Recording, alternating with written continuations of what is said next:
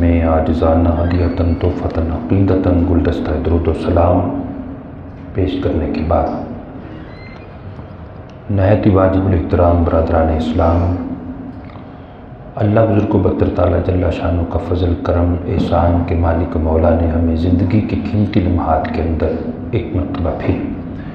اپنی بارگاہ میں سجدہ ریز ہونے کے لیے خانہ خدا میں جمع ہونے کی توفیق عطا فرمائی۔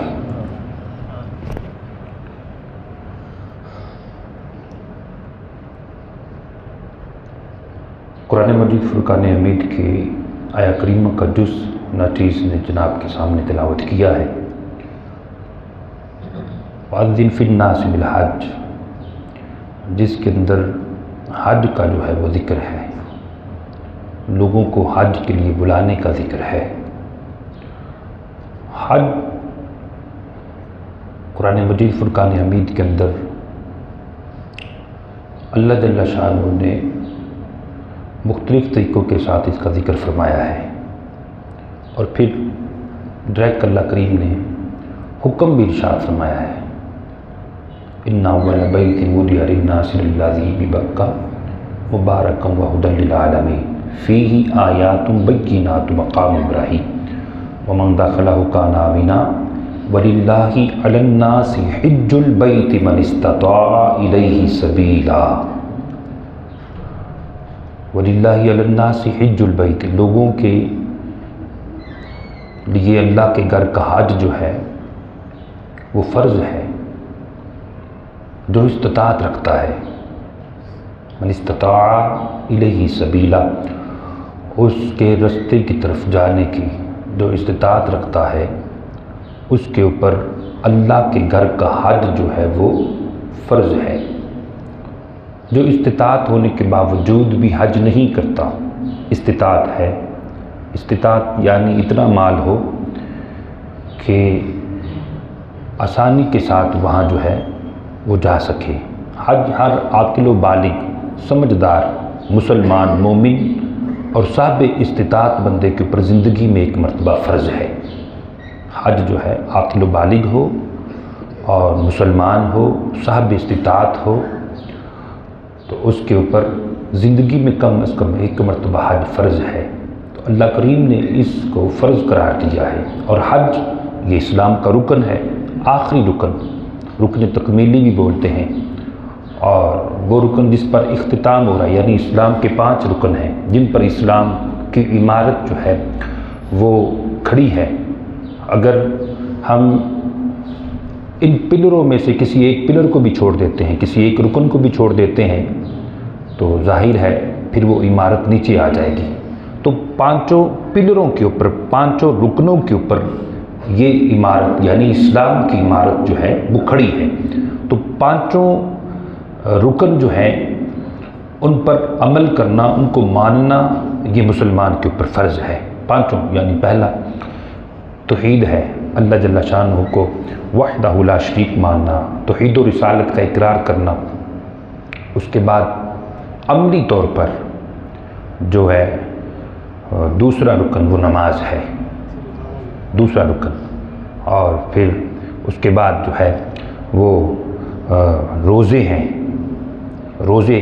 وہ بھی رکن ہے، روزے رکھنا، زکوٰۃ ادا کرنا یہ بھی رکن، اور 5واں رکن جو ہے وہ حج ہے۔ 5واں رکن کون سا ہے؟ زکوٰۃ، روزے اور نماز اور توحید و رسالت پر ایمان لانا، اور یہ تمام جو ہے مسلمان ہونے کے لیے ان چیزوں پر عمل کرنا ضروری ہے، اور اگر ایک کا بھی انکار کرے گا تو وہ کافر ہو جائے گا، اللہ کو اس کی کوئی پرواہ نہیں ہے۔ اور بڑے لطف و کرم کی بات ہے، بڑے مزے کی بات ہے، یہ نماز لے لیں، روزے لے لیں، زکوٰۃ لے لیں، ان کا تعلق جو ہے وہ انسان کو اللہ سے قریب کر دیتا ہے، اور یہ جتنے بھی رکن ہیں یہ ایک درویشانہ رکن ہیں۔ نماز بندہ پڑھتا ہے، جم کراتا ہے اللہ کی بارگاہ میں، اللہ کا حکم ہے، اللہ نے حکم دے دیا الصلاۃ خیر من النوم، آ جاؤ نماز نیند سے بہتر ہے، حی علی الصلاۃ، آ جاؤ آ جاؤ نماز کی طرف، حی علی الفلاح، آ جاؤ کامیابی کی طرف آ جاؤ، اللہ اکبر اللہ اکبر، اللہ سب سے بڑا ہے، اللہ ہی سب سے بڑا، اللہ ہی سب سے بڑا، اللہ ہی سب سے بڑا ہے، آ جاؤ۔ اور پھر جو دیوانہ ہے نا، جو دیوانہ ہے، یہ ان لوگوں کی بات ہے جو مطیع ہیں، جو فرما بردار ہیں۔ ظاہری طور پر مسلمان ہونا اور حقیقت میں مسلمانی اور چیز ہے۔ وہ ایک بزرگ فرماتے ہیں کہ وہ مسلمانی جو ہے وہ کتابوں میں رہ گئی اور مسلمان قبروں میں چلے گئے۔ اب تو مسلمان وہ ہے ہی نہیں ہے نا، جو مسلمان تھے وہ قبروں میں چلے گئے اور مسلمانی کتابوں میں رہ گئی۔ یعنی اب تو انسان جو ہے وہ اس کے ایمان کی وہ لیول نہیں ہے ایمان کا کہ بندہ ہر چیز چھوڑ چھڑا کر بس اللہ کا حکم ہے، اللہ کے حکم کے اوپر ہر چیز کو نشاور کر دے۔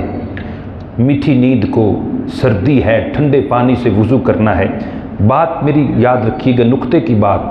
یہ بات ہے محبت کی، یہ بات ہے عشق کی، یہ بات ہے، یہ جتنے بھی نماز، روزہ، زکوٰۃ، حج ہے،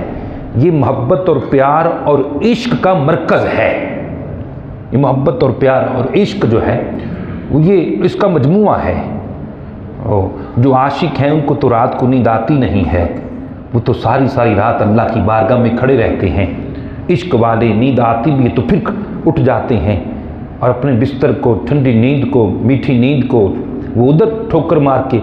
خانہ خدا میں سجدہ ریز ہو جاتے ہیں۔ بہرحال قلت وقت ہے، آگے ہم روزے لے لیں۔ روزے کیا ہے؟ یہ بھی تو عشق و محبت ہے، مستی ہے۔ وہ حلال چیزیں بھی اللہ جل شانہ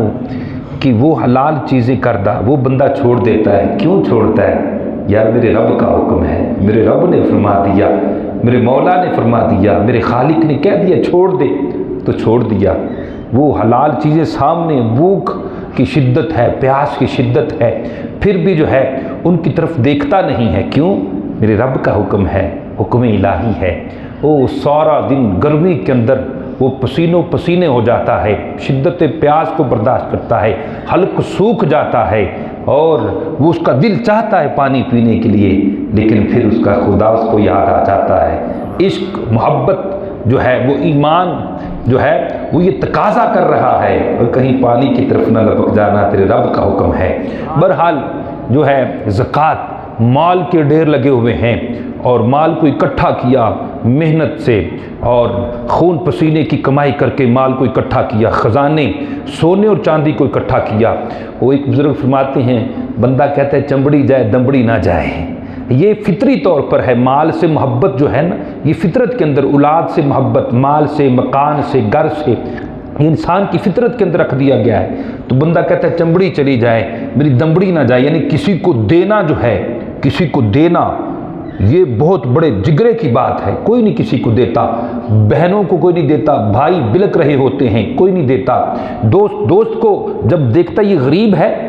وہ اس سے منہ پھیر لیتا ہے۔ وہ جگری یار جو ہیں وہ جب بندہ غریب، کہتے ہیں نا دکھاں چو دکھ چہرہ جس دا نا غریبی، کنڈ والا کے لنگ جاندے رشتہ دار غریبی۔ تو غربت کے اندر بھی جو انسان بلک رہے ہیں، انسان تڑپ رہے ہیں، تو وہ بندہ جو ہے وہ اس کا دل نہیں کرتا یار میں کچھ دے دوں، لیکن اللہ فرماتا ہے دے دو۔ اب اللہ کا حکم آ گیا ہے، اب اللہ نے فرما دیا ہے دے دو، تو پھر بندہ ہر چیز کی پرواہ چھوڑے، ہر چیز کو اللہ کے رستے میں نشاور کر دیتا ہے۔ یہ دینا بھی کیا ہے؟ وَأَقْرِضُ اللَّهَ قَرْضًا، اللہ کبھی فرماتا میرے رستے میں دو، یہ قرضہ ہے، میں تمہیں دے دوں گا، بڑھا کے دے دوں گا، لیکن ایک مرتبہ تو دینا ہے، جا رہا ہے نا۔ تو یہ دینا بھی جو ہے یہ بھی عام بندہ نہیں دیتا، یہ بھی وہی دیتا ہے جو عشق و محبت والا ہوتا ہے، جس کے دل کے اندر اس کے مالک کی محبت ہوتی ہے، اور محبت اطاعت کرواتی ہے، محبت جو ہے وہ اطاعت کرواتی ہے۔ جتنا عشق الہی دل کے اندر موجیں مارے گا اتنا ہی زیادہ بندہ جو ہے وہ احکام الہی کی بجاوری کرے گا، اس مالک کی محبت کے اندر اس کی اطاعت کو بجاور لے کر آئے گا۔ تو پھر وہ آپ نے دیکھے نہیں کئی ایسے ملنگ ہر چیز نشاور کر دیتے ہیں، ہر چیز دے دیتے ہیں، ان کے سامنے اگر کوئی روتا ہے، کوئی دکھ پیش کرتا ہے تو ان سے دیکھا نہیں جاتا، وہ لوگوں کے دکھوں میں شریک ہوتے ہیں۔ بہرحال یہ بھی عشق و محبت کی ایک مثال ہے۔ تو حج جو حج ہے، حج یہ تو پورے کا پورا ہے ہی عشق، یہ حج تو پورے کا پورا ہی عشق ہے،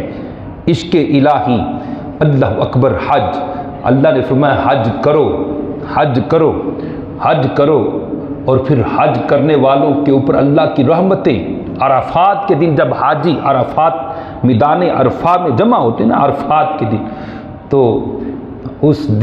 دن سے افضل کوئی دن نہیں ہے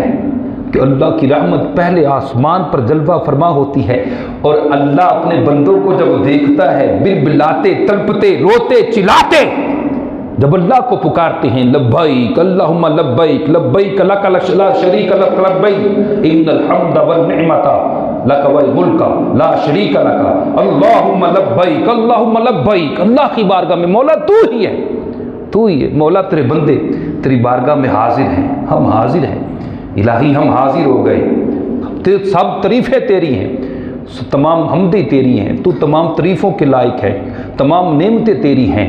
اللہ، تمام ملک کا مالک تو ہے، تو بادشاہ ہے، ساری کائنات میں حکم تیرا چلتا ہے۔ اس طرح اللہ کی بارگاہ میں عرض کرو۔ پھر وہ منظر دیکھیں، وہ منظر جب بندہ احرام پہن لیتا ہے، احرام، وہ شاہانہ لباس، وہ برانڈ کپڑے جو تو نے 10,000 کے لیے، وہ 5,000 کا سوٹ جو لیا، فاخرانہ لباس، وہ اب اتار دے، وہ اتار دے۔ جو تو نے بڑے برانڈ قسم کے شوز بوٹ لیے، وہ بھی اتار دے۔ اب 2 چادریں کفن نما، 2 چادریں، ایک اوپر اوڑھ لے، ایک نیچے باندھ لے، بس یہی چادریں ہیں، یہ تو نے لینی ہے۔ اور اب سر پہ کوئی پگڑی نہیں رکھنی، ٹوپی نہیں رکھنی، یہ فقیرانہ انداز، اور کوئی بوٹ شوز نہیں پہننے، بلکہ ایک عام سی ایک کینچی جوتی جس سے تیرا پاؤں نمایاں نظر ہو آئے، وہ پہننے، یعنی ایک فقیرانہ انداز ہے۔ اور پھر خوشبو نہیں لگانی، کنگھی نہیں کرنی، عطر نہیں لگانا، میل کچیل ہے آنے دیں، اپنے آپ کو میل کچیل سے صاف نہیں کرنا، اللہ اکبر، مکڑی تک نہیں مارنی،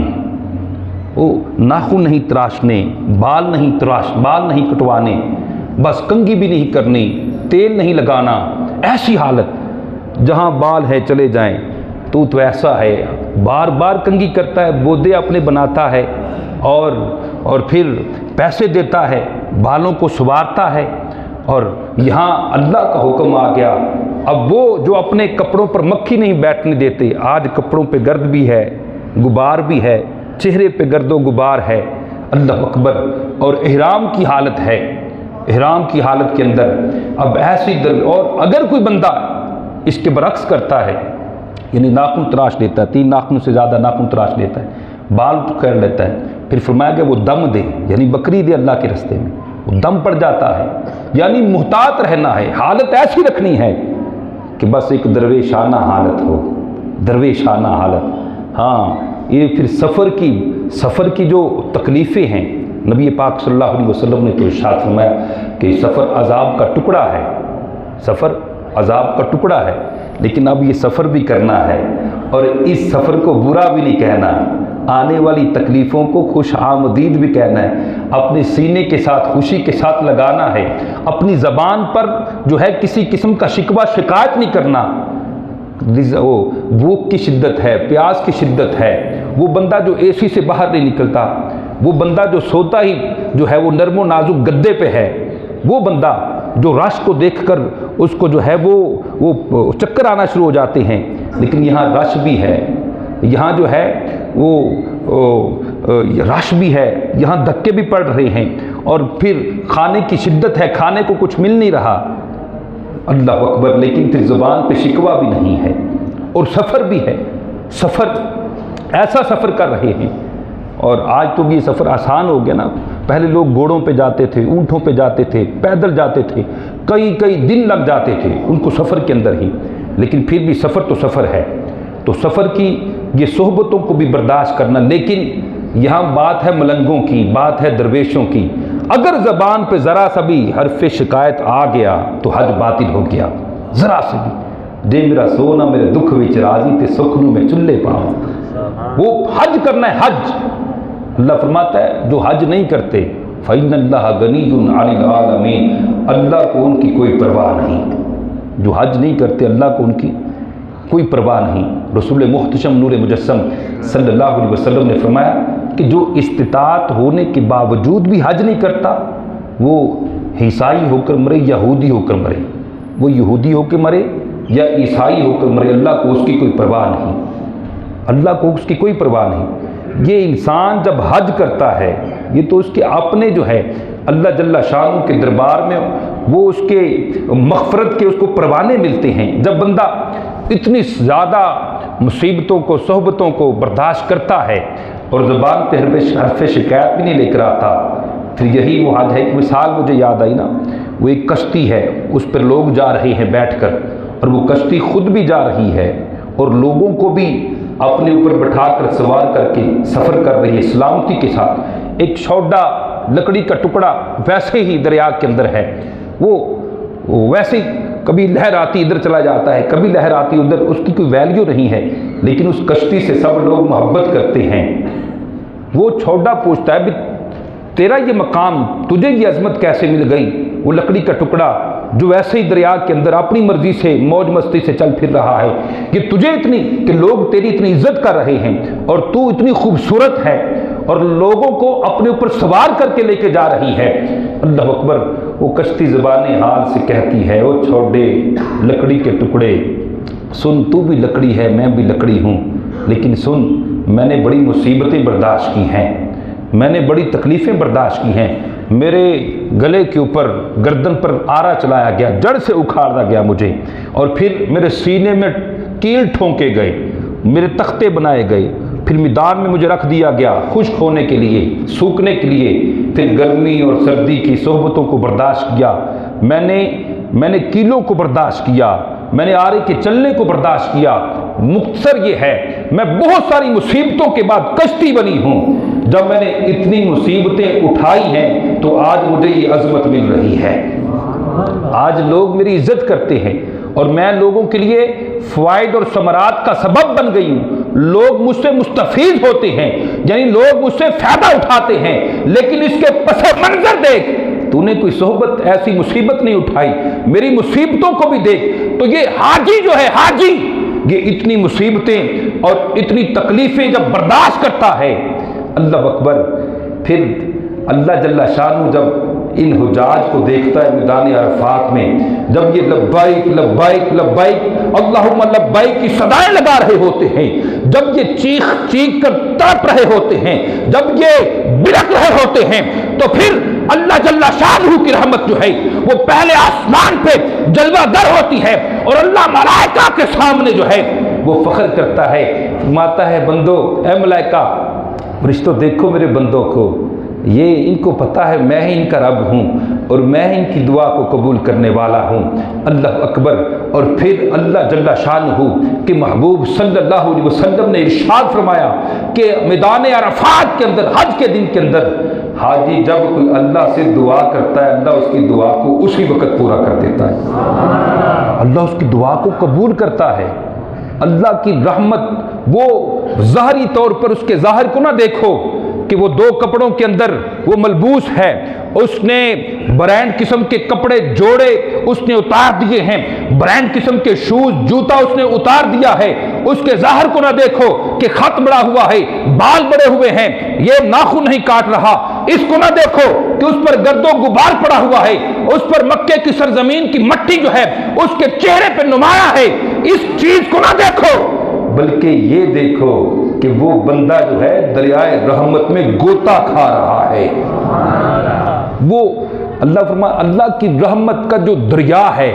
جب وہ بندہ جو ہے اللہ کی رحمت کے دریا میں گوتا زن ہوتا ہے، تو پھر رسول محتشم نور مجسم صلی اللہ علیہ وسلم نے ارشاد فرمایا کہ وہ ایسا پاک ہو جاتا ہے گناہوں سے، ایسا پاک ہو جاتا ہے کہ لاجپال نبی صلی اللہ علیہ وسلم فرمایا جس طرح بچہ پہلے دن ماں کے پیٹ سے نکلتا ہے، ایسے پاک ہو جاتا ہے۔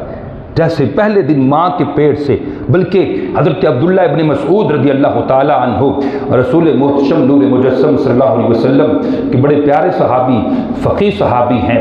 آپ فرماتے ہیں کہ لجپال نبی احمد مجتبیٰ رسول محتشم صلی اللہ علیہ وسلم نے ارشاد فرمایا کہ جب حاجی جو ہے حج کرنے جاتا ہے اور فسق اور فجور کی کوئی بات نہیں کرتا،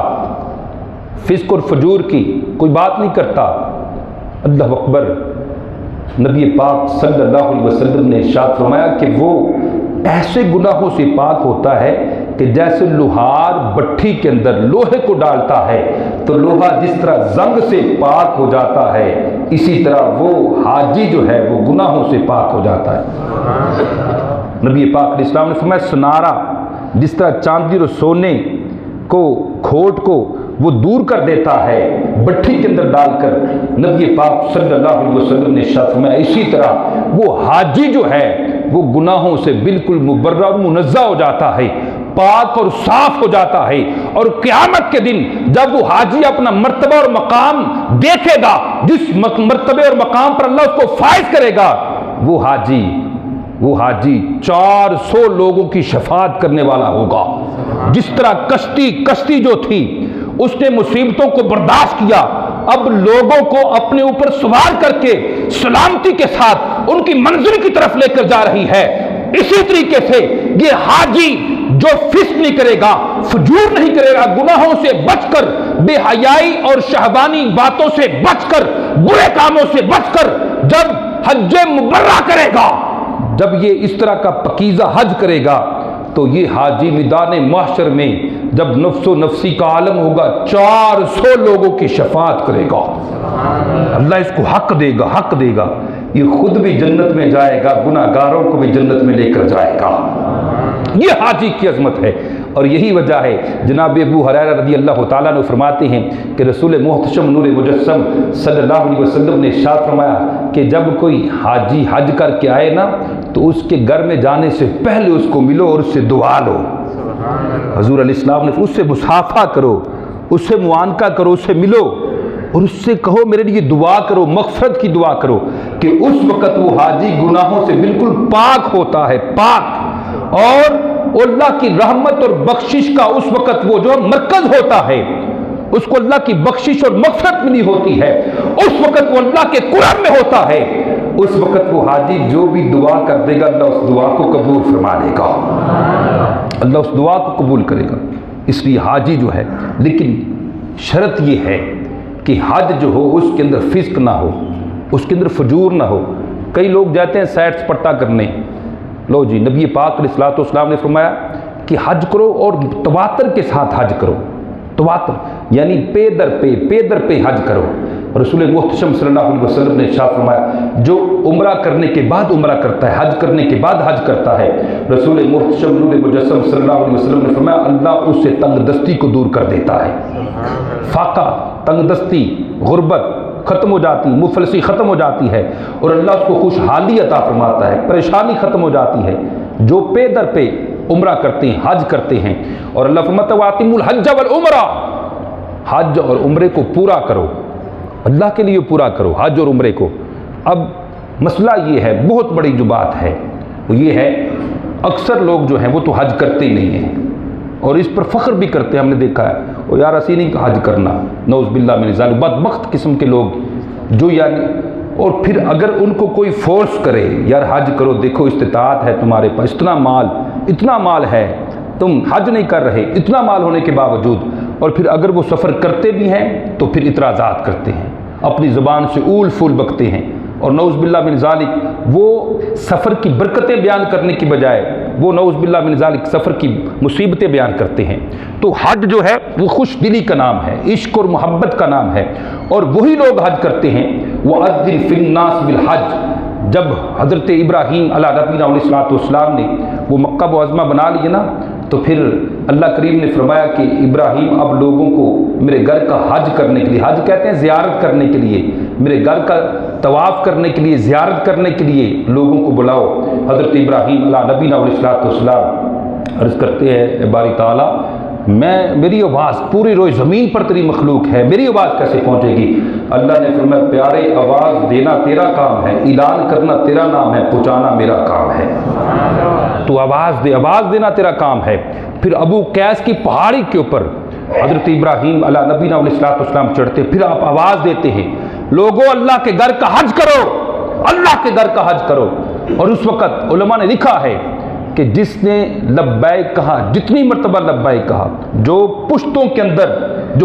اندر باپوں کی پشتوں کے اندر جو نطفے تھے انہوں نے بھی لبیک کہا، جو ماؤں کی رحموں کے اندر نطفے تھے انہوں نے بھی لبیک کہا، بلکہ عالم ارواح کے اندر جو روحیں تھی جو ابھی تک زمین پر نہیں آئی تھی انہوں نے بھی لبیک کہا۔ اور جتنی مرتبہ جس نے لبیک لبیک لبیک کہا اتنی مرتبہ ہی اللہ کریم اس کو اپنے گھر کا حج عطا فرمائے گا۔ حج اگر مقدر میں ہے تو خوش دلی سے کریں، خوش دلی سے۔ بلکہ کئی تو ایسے بھی لوگ ہیں کہ لیکن دیکھیں دنیا وسائل سے ہے، آپ جب اللہ کی بارگاہ میں دعا کریں گے اللہ کریم جو ہے وسیلے بھی بنا دے گا، اللہ جل شانہ جو ہے اس کے اسباب بھی بنا دے گا۔ کئی لوگ ایسے مکے میں رہ کر بھی حج نہیں کرتے، مکے میں رہ کر بھی حج نہیں کرتے، مال کا ڈھیر لگا ہوا ہے، مال کا خزانے جمع کیے ہوئے، بینک بیلنس بہت زیادہ، پلاٹوں پہ پلاٹ، لیکن حج یار ان کے مقدر میں نہیں ہے، حج وہ کر ہی نہیں سکتے، اللہ نے اس کے مقدر میں نہیں کیا۔ اور کئی غریب موچی مزدوری کرنے والا، محنت کرنے والا، ریڑھی لگانے والا، اللہ اس کو بھی اپنے گھر کا حج عطا فرما دیتا ہے۔ نہ فقیراں دی گل ہے نہ امیراں دی گل ہے،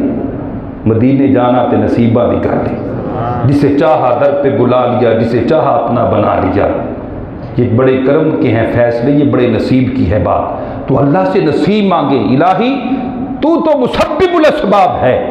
یا قافی المہمات، یا دافی البلیات، یا شافی الامراض، تو ہی حل المشکلات ہے،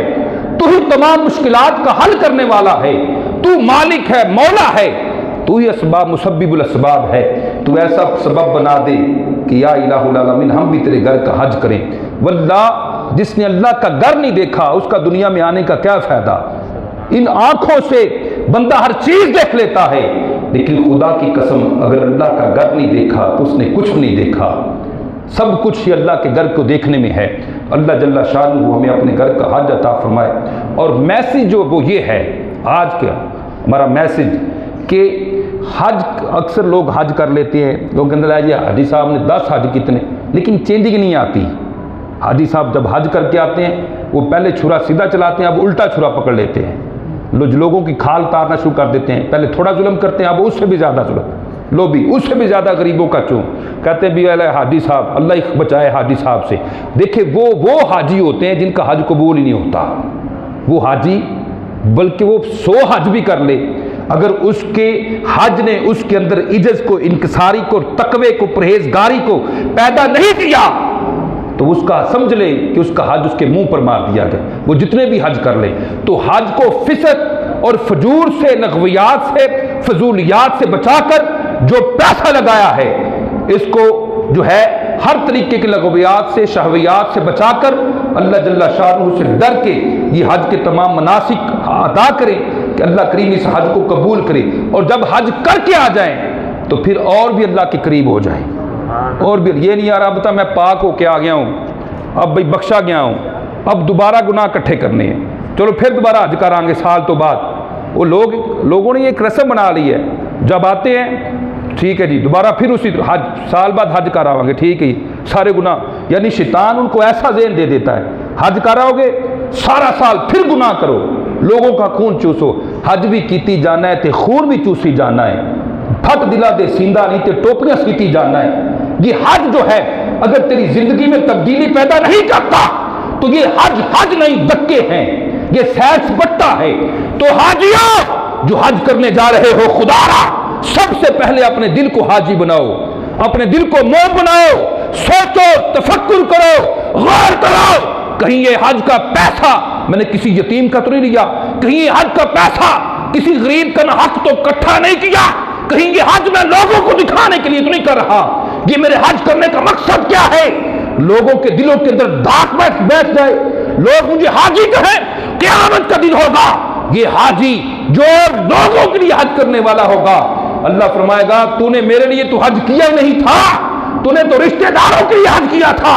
اب اسی اجرمان جن کے لیے حج کیا تھا اللہ کریم اس کا حج گندے کپڑے میں لپیٹ کر اس کے منہ میں مار دے گا اور اس کو مضبوط زنجیروں میں جکڑ کر اللہ کریم اس کو اوندے منہ جہنم میں ڈال دے گا۔ تو حج کرنے سے پہلے حاجی کو جو ہے سب سے پہلے اپنے ایمان اور اپنے دل کو درست کرنا ہے، اپنے قبلے کو درست کرنا ہے۔ اللہ کی بارگاہ میں دعا ہے کہ جو سنا اللہ اسے یاد رکھنے کی توفیق عطا فرمائے۔ وما علینا الا